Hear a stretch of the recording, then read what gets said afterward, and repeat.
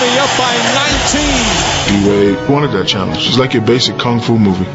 You know, you're the young master coming up, and hey, you ain't nothing until you beat Shenhua Lee right there. Wade finding an open area inside, drives hard, draws the foul. Oh! Wade puts it in! That is one of the greatest shots made in playoff history. Beating Detroit was just finally like getting that monkey off your back. And Wade getting a standing ovation. He will get a chance on the NBA's biggest stage in his first NBA Finals.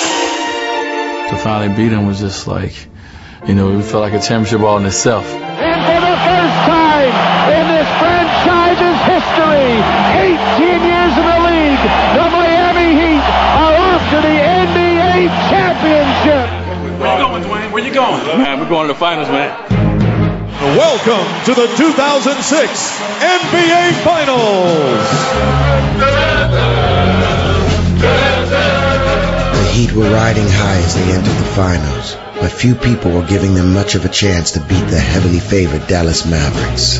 I'm fully expecting that Dallas is going to come out and have a decisive performance. I don't think Miami realizes the Dallas Mavericks are going to present more problems than they faced with the Detroit Pistons. Wade loses it in the lane and steals. And as the series began, the prognosticators would prove to be dead on.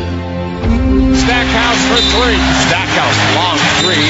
Got it. And fouled by Wade. 3 fouls away. Stackhouse's tray. Miami is, quite frankly, out to lunch. Off to the races, Harris finds Stackhouse, flicks the damn pin. Oh, yeah. Big two-hand flush. And the Mavericks have a commanding 2-0 lead as they totally embarrass the Heat. Dallas was at a level higher than us, and we had to go back home. We had to figure out a way to stop them from doing everything they wanted to do. But as Game 3 unfolded, Dallas continued to toy with Miami. George steps into a three, looks good, and it is. Could not have scripted this any better if you're on the coaching staff of Dallas. The Dallas Mavericks are running a clinic. Miami have to try to get their act together. With 6.5 minutes to go, Dallas had a 13-point lead.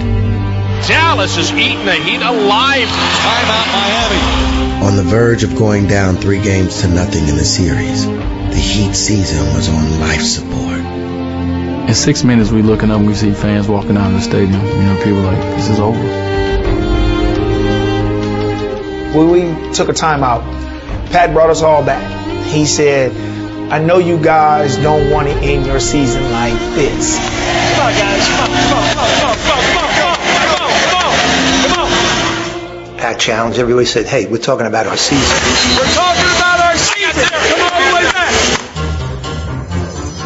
First thing came out of Dwayne's mouth was, I'm not going out like that.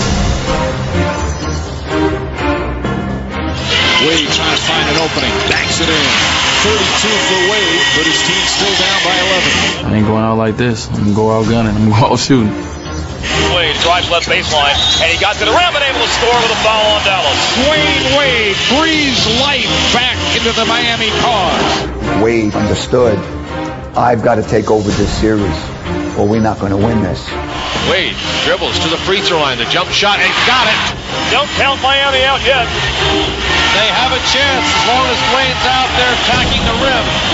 Wade has brought Miami to within 5. And he brought us back. Single-handedly. And he's got it wide left beyond the stripe. Wade, left baseline, wide open. The jumper, good. This is absolutely shocking. Against all the odds, Wade had answered the call when his team needed him the most. The alley-oop tipped up in the air, and Miami has done the improbable. They have won this ball game on an unbelievable fourth quarter by Dwayne Wade. And the Miami Heat right back in the NBA Finals. I just felt so proud walking off that court. And I didn't show it. I went in the locker room like I do it every day. I felt so proud. Wade had done more than win one game. He had changed the series. Dwayne Wade all the time. Dwayne Wade rose to a level that we have never seen here with the Miami Heat. The Miami Heat have evened up this series. We haven't found the right solution to deal with Wade yet. It was as if whatever Miami needed, Wade would provide. Foul line jumper, good. Wade, he scored the last 9 for Miami. Here he is standing on the foul line in Game 5. If he makes the free throws, the Heat go up 3-2 going back to Dallas. Wade with 42. Heat lead. 2 swishes. Heat wins by 1 in overtime. We go to Dallas. Step back, Wade, the jumper got it in. Dwayne Wade. Over that time, he became the best player in the world. He's the best player in the world at that time. Your final test. Final challenge. Okay, come on. 9.1 remaining, and Dallas can tie it with a 3-pointer. Terry, 8 seconds. I'm seeing him come down the court, and I'm seeing him go up in motion and shoot the shot. I'm like, he can't hit this shot. It's not scripted this way. And this is my moment. Terry, high right side. Terry puts it up. Won't go. Way to hold on. And the Miami Heat are champions of the basketball world. Woo! Won the NBA championship for the first time. I just was like in another world. I was running around screaming like a kid once again. That's something I know about him as a little boy. When he accomplished something, he gets all giddy and he just skips and he gets so excited. I saw it. 2006 Miami Heat. Miami Heat. It wasn't about him. It was about the team. Shaq was like, "Hey, D, go up there, go up to the front." I'm like, "For what?" He's like, "For the MVP award." I'm like, "Oh, you know, I guess I was." He averaged 34.7 points.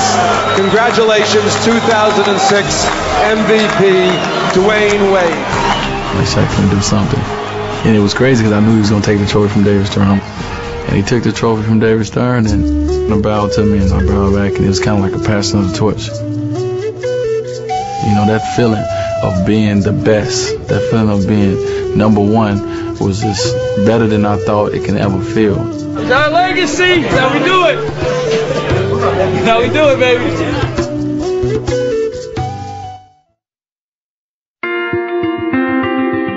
Dwayne Wade's sublime performance had put him at the top of the basketball world. All right, Chuck, leave me alone. I'm trying to make this putt. If you make this putt, I'll put you in my 5. Are you serious? At the age of 24, he was a champion and a celebrity.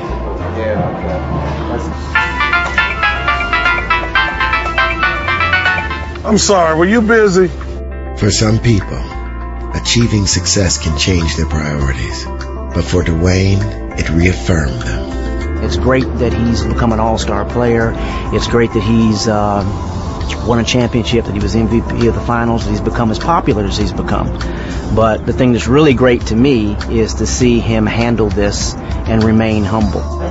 Thanks, Dwayne. No problem, buddy. I know that my name won't be on the tip of people's tongues for the rest of my life. So, you know, when I had the opportunity, I want to make that lasting impression on people. One lasting impression that has never left Dwayne is how hard life can be for a child growing up in a difficult world. I think he feels as though this responsibility of his to try to find some way where he can give back, you know, and I think that his passion is young people. If you believe in yourself and you work hard, you gotta work hard though. Yeah, I know. If you work hard and believe in yourself, you can do it. You can do anything you want. When you see a kid and you see so much in him, you see what you can hopefully bring out of him, it makes you excited. Thank you, buddy. Thank you, man. The integrity is not just for cameras. The integrity is not just for on stage. Just real integrity where behind closed doors, he's holding on to these values. To have him be a father of 2 boys and to see him, something about him stands up. Please welcome 2007 Father of the Year, Dwayne Wade.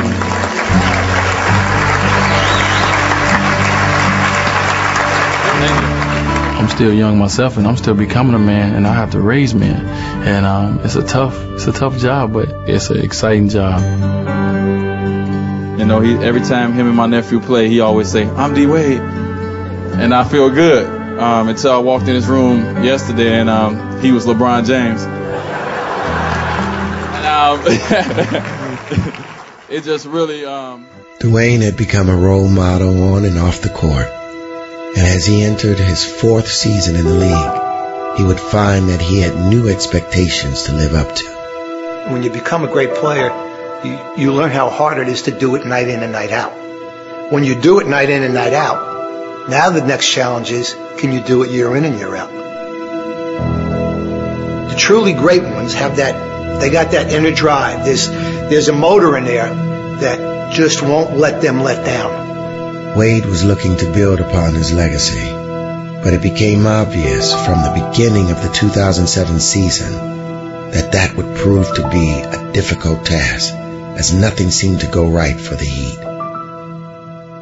But even as age and injury threatened to ruin their year, Dwayne would not let them give up. Down to the last second, he makes his move with 5. He fades away and hits with 1.3 to go.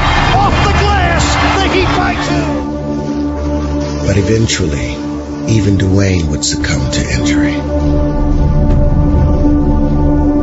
As they examine his shoulder, Dwayne in a great deal of pain. But obviously the huge concern here is for Dwayne Wade as he is taken off via the wheelchair. And you rarely see this.